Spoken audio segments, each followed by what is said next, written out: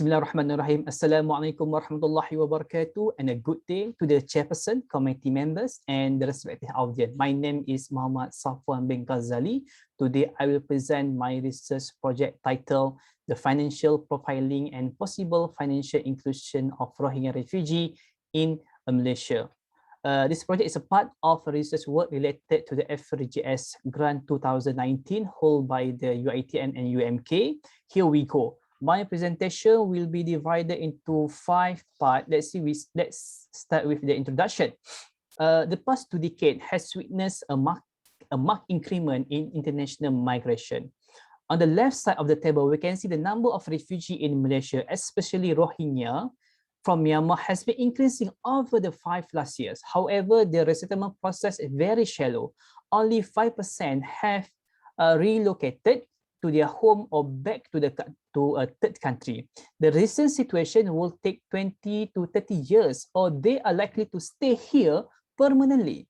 On the right side of the table, Malaysia did not sign the UN Refugee Convention, so we do not accord refugee legal right with employment, education, as well as financial included. However, they are here and already engaged with informal work. That's the perception of refugee pain of asset-less, low income capacity, and over-dependence does not support this picture. Refugees are no different with other national population in that they increasingly use technology and their financial services and the need evolve over the time. Therefore, in this study, we examine the financial profiling, market potential, along with the key reason why financial service provider should extend their financial services to the refugee, particular Rohingya. Now we move to the literature review. For our study, we focus on 2 main areas. Overall, from unpacking the concept of financial inclusion and financial inclusion as a panacea for refugee self-reliance, is conclude that it's a remedy to reduce poverty and promoting the self-reliance for refugee communities. Overall, this section shows that we need of more comprehensive discussion and finding that lead to our study. Now we move this research methodology. The study adopt a quantitative semi-structured questionnaire via proposal sampling technique to determine respondent, and the population was Rohingya refugee under the working age population. The sample selected is non-random with the help of the snowball techniques. About the sample size, we managed to obtain 306 respondents, which fit the criteria. Subsequently, the study analyzed the quantitative method using the SPSS software. Now we move into an essential part of our research. This is my respondent profiling. We have 306 employed Rohingya. Most of them are under working age and very young. Mostly all male respondents, since female are not allowed to work.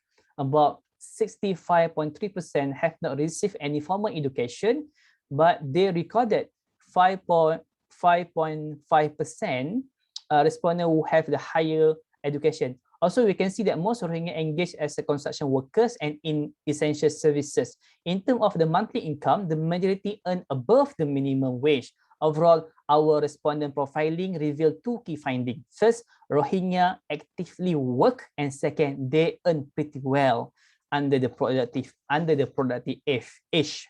Now we move to the financial profiling, the interesting one.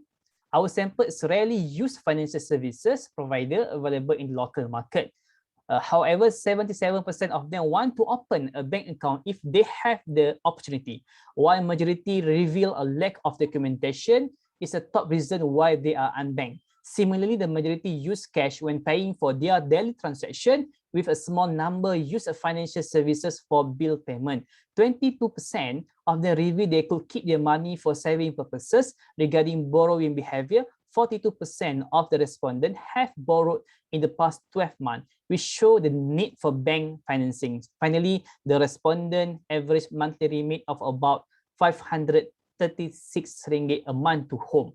For the final finding and final conclusion, being included financially will allow the refugee to do basic financial activities such as saving, remittance, and credit borrowing. Consequently, Consequently, it will have an impact on consumer spending and the financial market. There are about 100,000 refugees registered in Malaysia.